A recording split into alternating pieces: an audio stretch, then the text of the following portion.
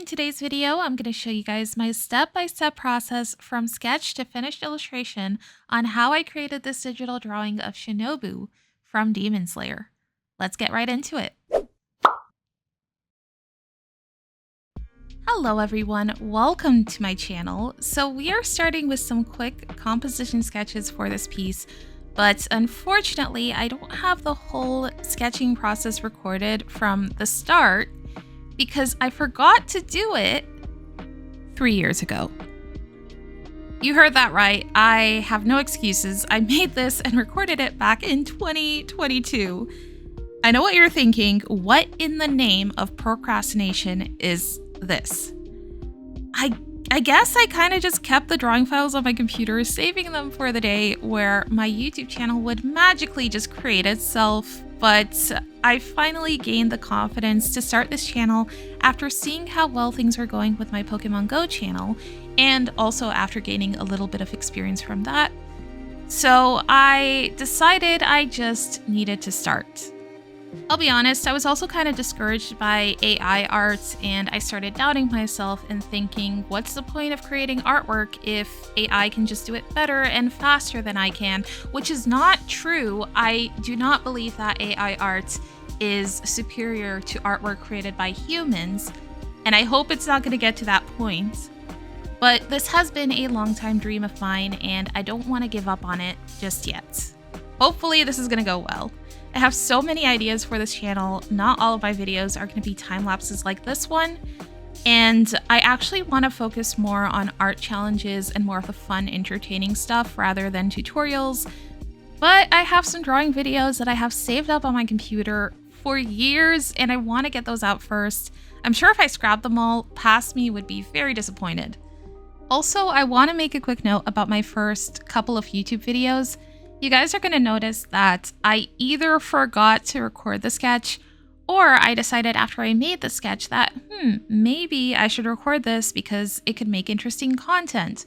So forgive me if in my first few videos some steps are missing. I am still trying to get into the habit of, as soon as I start drawing, just hitting that record button. I'm also clearing up some space on my computer so that I can make more space for drawing videos. That was another issue I had, after years of all of these drawing videos piling up. I can finally get them out on YouTube and delete them. Yay! Anyways, let's get into the drawing because that's what you guys are here for, not my rambling. Okay, so I ended up doing 2 different composition sketches for Shinobu. You could see me at the beginning of the video searching on Google for reference images just so that I could get all her details correct. Obviously, I'm not going to be able to draw her from memory because I'm human. So I ended up liking the first sketch that I drew more than the second sketch. I did want to experiment with something a little more dynamic. But I just liked the first one. It was really cute. The pose was very sweet. So I went ahead and enlarged that and decided to work with it for my final piece. And right now I am inking it, working on the line arts, and making a bunch of really crisp, clean lines. You might notice that I undo a lot. I had about 9 hours of footage to work with for this video. I was able to condense it down to less than half an hour, thank goodness. But yeah, I'm just gonna leave you guys here with the line art footage and come back when something else interesting happens.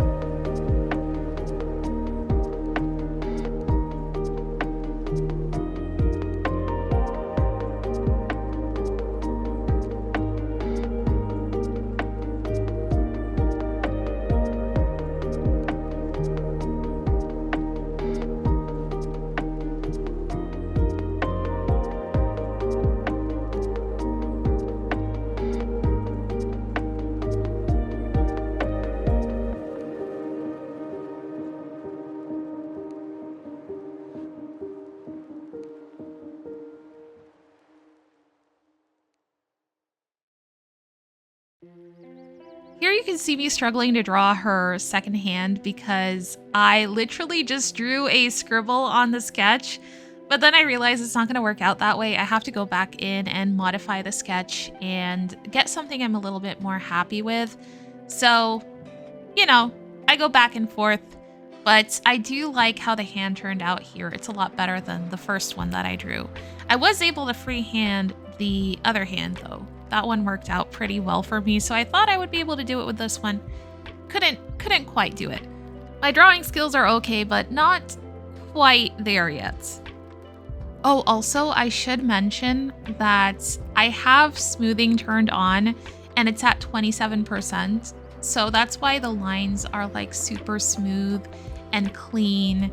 I do usually have a steady hand. I'm pretty good at inking, but you know, when you're working with digital art, why not get a little bit more stabilization with that line smoothing? So it is on. That's why my lines are very, very smooth. If you are a beginner, I would recommend using that feature on Photoshop.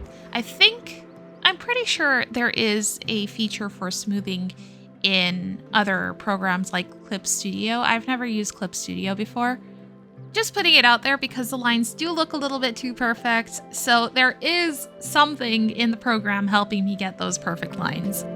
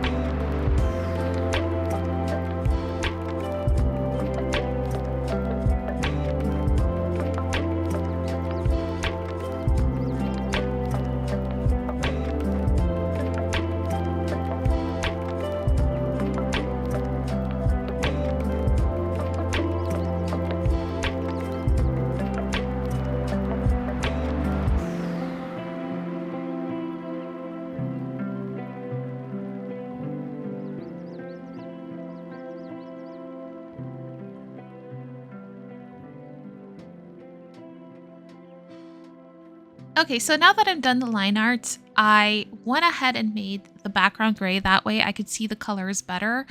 And also I made a white layer for where the character is. That way when I'm coloring, I can just color within the boundaries of the white layer. So I can make a layer mask and wherever I would color, it would only be within that white area.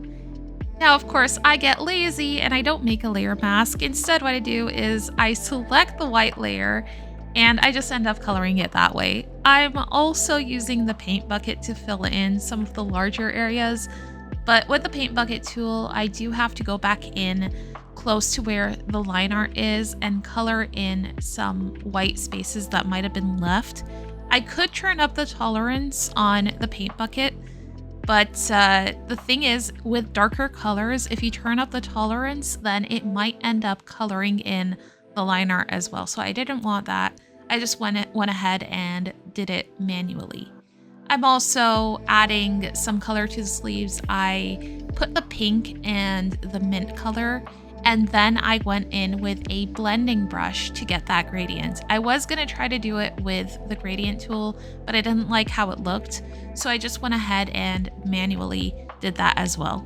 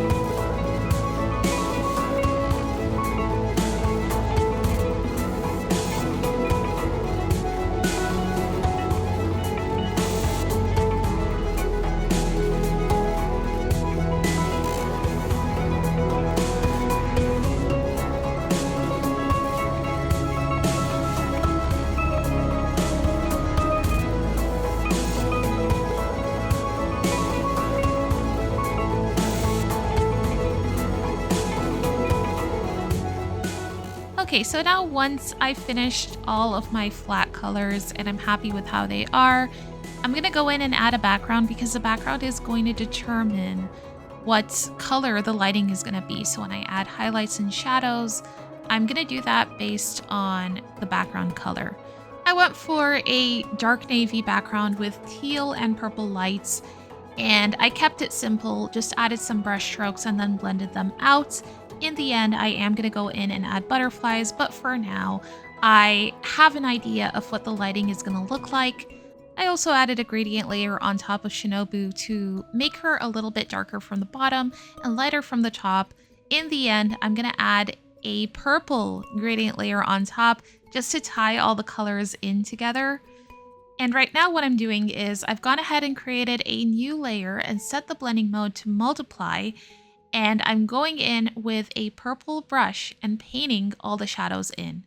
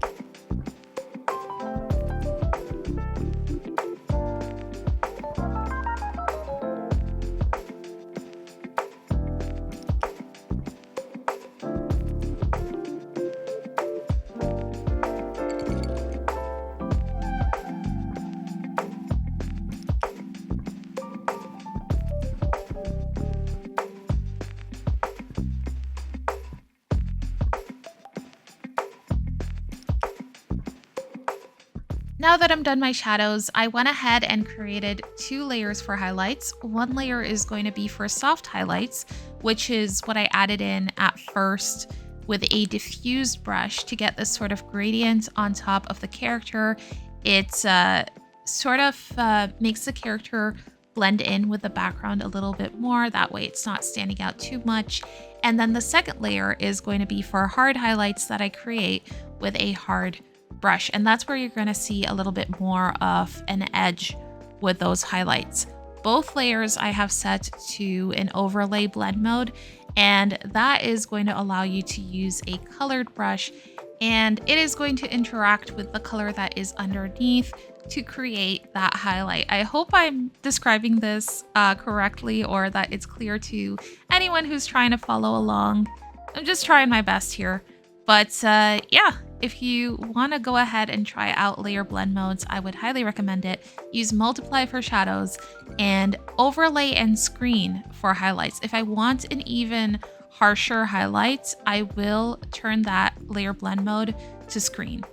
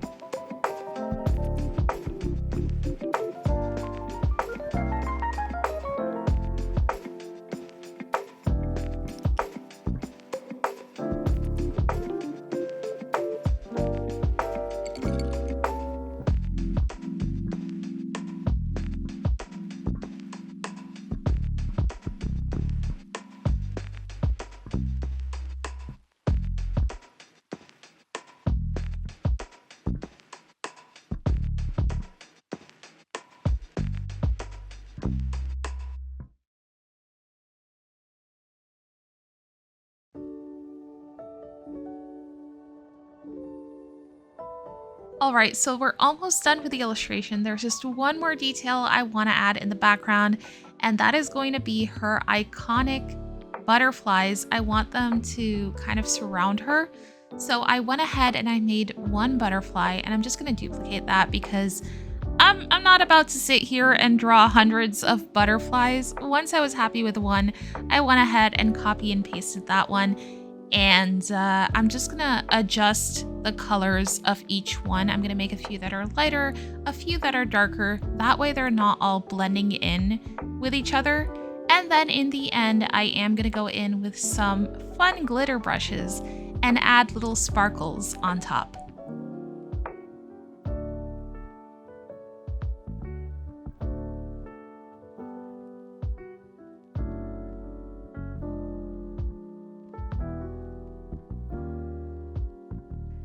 I didn't like how dull the butterflies were looking. They weren't looking magical enough. So I went in and added another highlight layer. This time I just added some purple behind the butterflies. And then I blurred that purple out with a Gaussian blur. And now they're looking so much more magical and bright. And I also darkened the background a little bit so that those butterflies could stand out even more. And now I am going in with those glitter brushes that I told you guys about. I got this glitter pack from, I'm not sure where. I downloaded it online from a free brush website. I cannot remember where I got it from because I downloaded these brushes like years ago. My computer is like 6 or 7 years old. So that's probably how old this brush pack is, maybe even older. But there is this one lens flare brush that I'm using right here, and I absolutely adore it. I like to add it sparingly on a screen layer on my finished artworks, and it just elevates your lighting to the next level and makes everything look even more magical.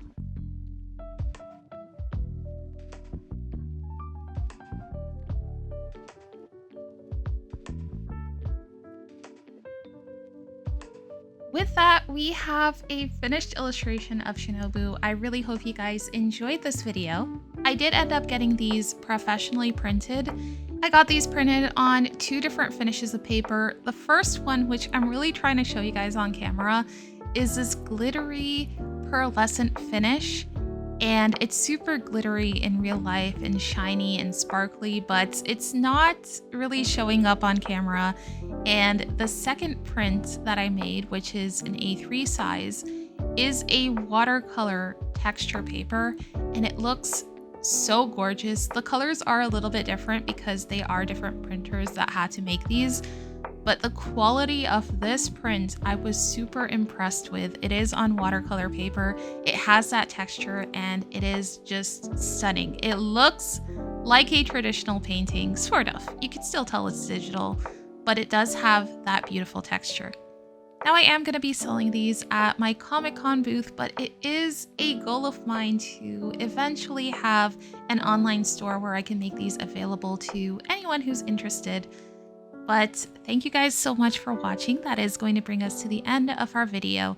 If you guys like my content, please consider subscribing. There are many more videos to come, and I will see you guys in my next video. Bye bye.